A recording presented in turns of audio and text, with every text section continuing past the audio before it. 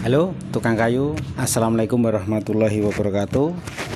Jadi pada kesempatan kali ini saya akan ngobrol-ngobrol tentang bagaimana cara membuat produk kita itu bisa berkualitas, bahkan bisa berkualitas internasional guys ya.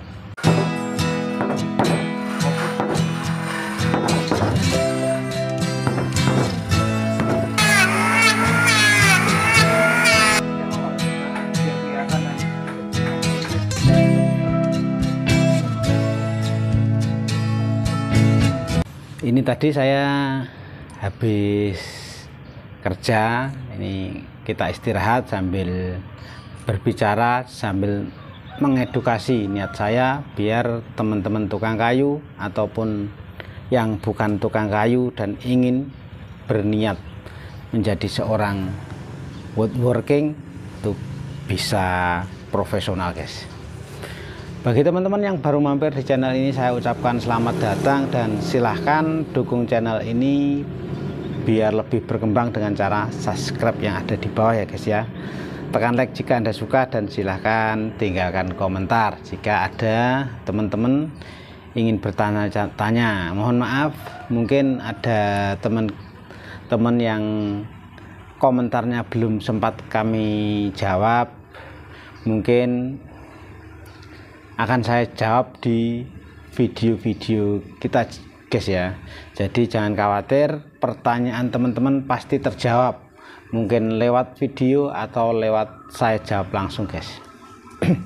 Oke, jadi sekarang bagaimana cara menentukan cara membuat agar produk kita berkualitas guys.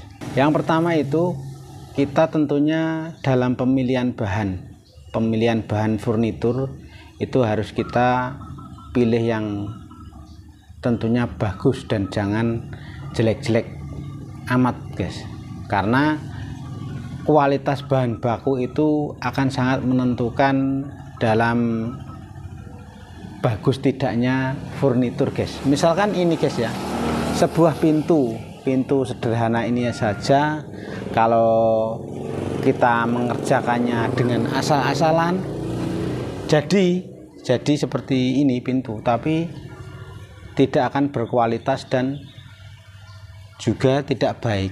Misalkan kayunya banyak putihnya, itu terlihat kurang bagus guys. Kalau pintu seperti ini kita buat dengan profesional, pemilihan bahan yang bagus dan langkah-langkah yang tepat, itu akan menghasilkan sebuah produk yang berkualitas. Oke, yang kedua, dalam proses pengerjaan, sebelum proses pengerjaan sebuah furnitur itu kita harus melakukan pengeringan terhadap kayu tersebut. Jangan sampai kayu yang masih basah itu langsung kita kerjakan. Akibatnya apa? Akibatnya furnitur kita nanti setelah mungkin 1 atau 2 bulan itu akan mengalami pecah atau retak. Itu umumnya yang terjadi ketika kita mengerjakan furnitur itu dengan kayu basah. Biasanya belum ada persiapan, kemudian ada ada pesanan, langsung kita kerjakan. Kayu setelah kita gergaji langsung kita kerjakan, itu akibatnya akan membuat furnitur kita rusak. Jadi mungkin jika teman-teman memberikan garansi ya, garansi produk, garansi furnitur itu 5 bulan, itu belum 5 bulan sudah diklaim oleh pemesannya, seperti itu. Kemudian setelah pengeringan itu selesai, idealnya untuk pengeringan kayu itu kita menggunakan tester guys. Kita tester dan harus kering sempurna dengan tingkat kelembapan kayu itu berkisar di bawah 12%. 12 ke bawah itu sudah sangat bagus sekali guys kadar airnya. Jadi ketika teman-teman membiasakan pengerjaan sebuah furnitur itu kayunya betul-betul kering itu akan mengurangi resiko pecah dan kemudian akan menambah kualitas produk kalian. Oke, sampai tingkat pengeringan, tahap pengeringan itu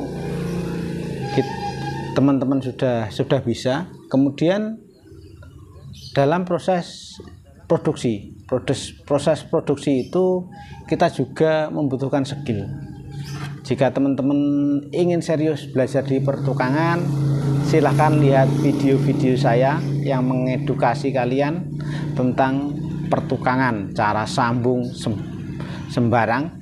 Sudah saya videokan di channel kita guys ya, channel Tukang Kayu Pemula. Kemudian dalam proses produksi itu yang perlu kita perhatikan misalkan dalam penyambungan papan.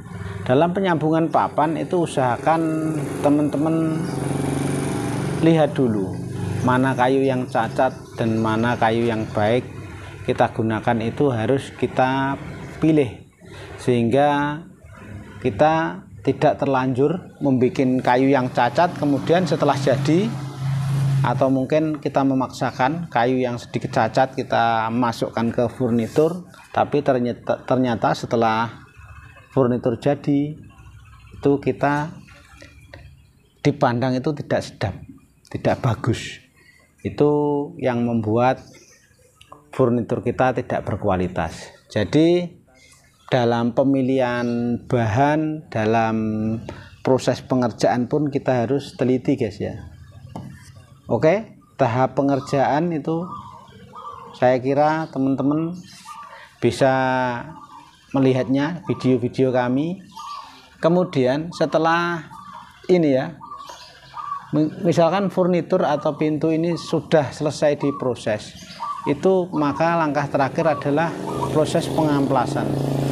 Proses pengamplasan atau penghalusan kayu itu ada beberapa tahap ya yang perlu kita perhatikan. Misalkan kita mengamplas, untuk amplas awal itu menggunakan grit 100, kemudian 180, 320, 400, 600, itu kita harus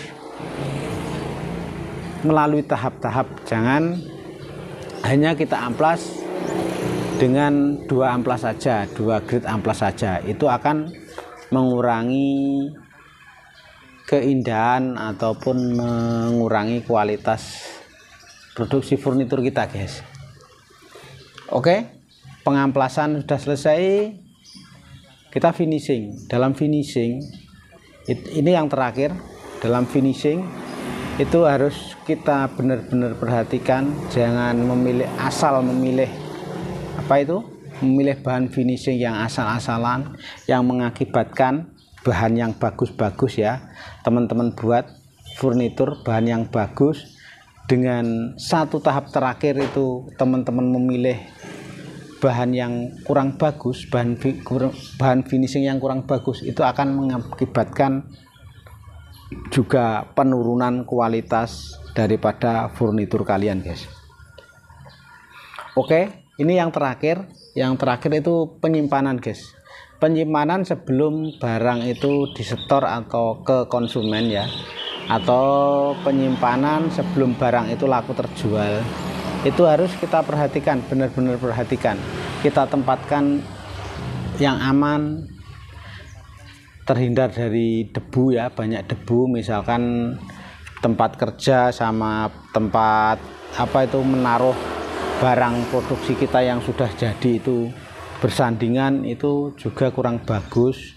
Dan mungkin penempatannya misalkan furnitur kecil itu kita taruh meja, itu hati-hati. Jadi jangan sampai nanti mungkin tersenggol kucing atau tersenggol anak kecil, kalau jatuh itu juga akan menurunkan kualitas produksi furnitur kita. Oke, seperti itu yang bisa saya sampaikan guys ya. Ada kurang lebihnya saya mohon maaf. Semoga sedikit ilmu ini yang saya sampaikan ke teman-teman bisa bermanfaat, dan kalau teman-teman tidak keberatan silahkan share ilmu ini yang sebanyak-banyaknya biar bermanfaat. Oke, salam pertukangan. Semoga kalian sukses. Assalamualaikum warahmatullahi wabarakatuh.